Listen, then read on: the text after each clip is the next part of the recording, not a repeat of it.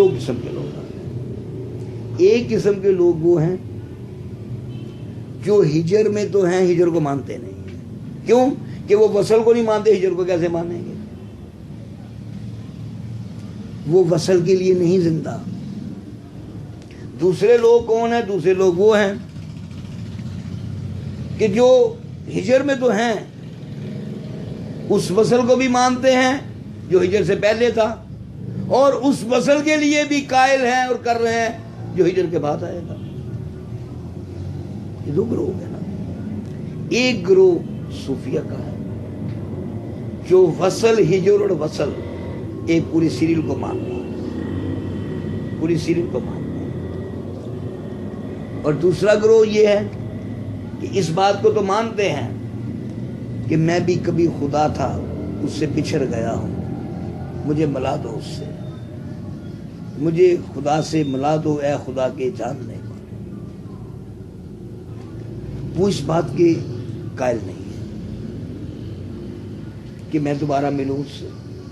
وہ کس بات کے قائل ہیں؟ وہ اس بات کے قائل ہیں کہ یہ بات درست ہے کہ میں کبھی اس سے ملا ہوا تھا، میں اس سے بچھڑ گیا ہوں، اب اگر میں بچھڑ گیا ہوں تو مجھے جنت چاہیے۔ وصل کے قائل نہیں ہے۔ آپ مجھے بتا دو وصل کے قائل ہیں وہ تو مانتے جنت ہے۔ اب طرف تو اسے ہوگی نا جو بچھڑوں سے ملنا چاہے گا۔ اس کے من میں کیا طرف جو بچھڑ کر کسی اور طرف چل نکلا۔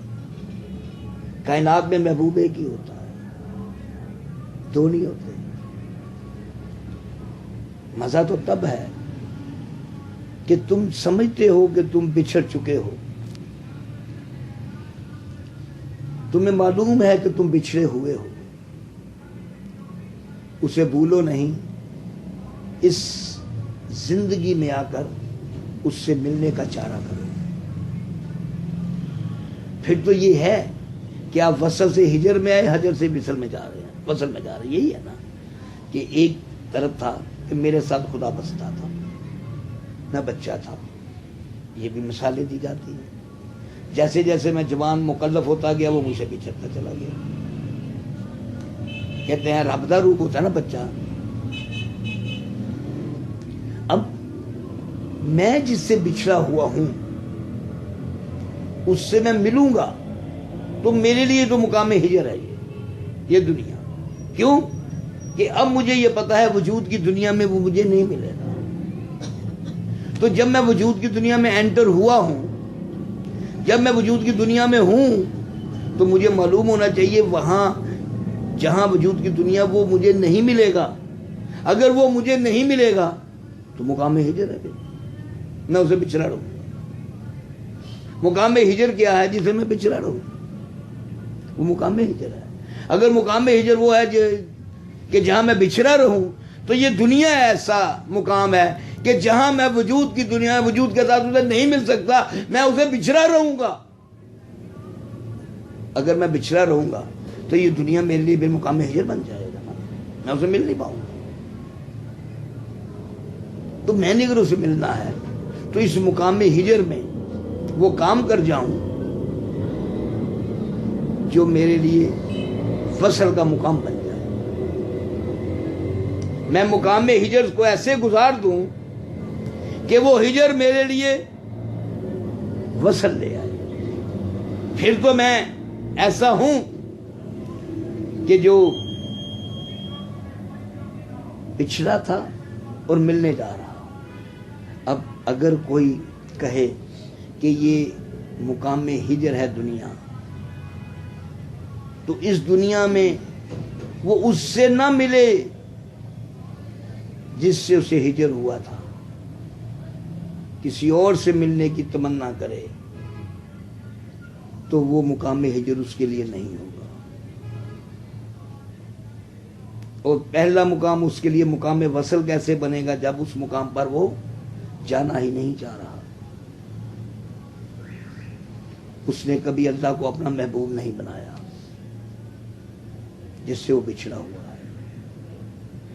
اللہ کو اگر اس نے اپنا محبوب نہیں بنایا اسی لیے تو وہ اس مقام کو جو دنیا داری ہے اس طرح سے گزار رہا ہے کہ اسے جنت مل جائے. اب مقام جنت کے لیے ہے نا. آج دیکھیں آپ کتنے فیصد لوگ مقام جنت کی طرف بھاگ رہے ہیں. تو کیا یہ سمجھ لیا جائے یہ مقام وصل کے لیے بھاگ رہے ہیں؟ کیا یہ سمجھ لیا جائے یہ کسی کے بچھڑے ہوئے ہیں؟ کیا یہ سمجھ لیا جائے یہ دنیا ان کے لیے مقام ہجر ہے؟ ایسی بات ہرگز نہیں ہے. ایسی بات نہیں ہے. اگر یہ مقام ہجر ہے تو ان لوگوں کے لیے ہے جو وصل کے لیے چل رہے ہیں. اور وصل کے لیے کون چل رہے ہیں؟ جو کبھی وصل میں تھے. جو کبھی وصل میں تھے. تو وہ ہجر کیا ہوا؟ ہجر وہ ہوتا ہے جس میں وصل کے بعد ہجر ہے. ہجر بنا وصل کے نہیں ہوتا. یاد ہوگا میں نے بچپن میں تعریف کی تھی.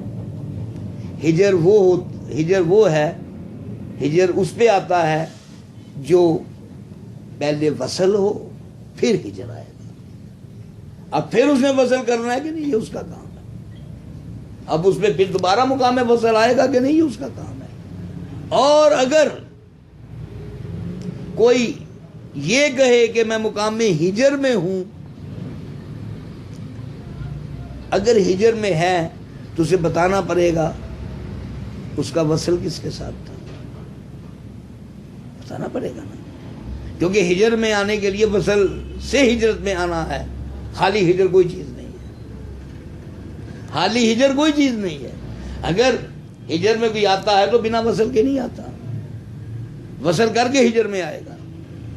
ملے گا تو بچھڑے گا نا. ملے گا نہیں تو بچھڑے گا کیسے؟ اگر کسی سے کوئی ملا ہے تو بچھڑے گا نا. اگر ملا ہی نہیں تو کیا بچھڑے گا؟ بچھڑے گا وہ جو کسی سے ملا ہوگا. جو کسی سے ملا ہوگا وہ اگر بچھڑے گا تو جو کسی سے ملا ہوگا اس بچھڑنے کو ہجر کا کہا جاتا ہے. ہجر میں وہی آئے گا. دوسرا ہجر میں آ نہیں سکتا کیونکہ وہ بچھڑا ہی نہیں ہے.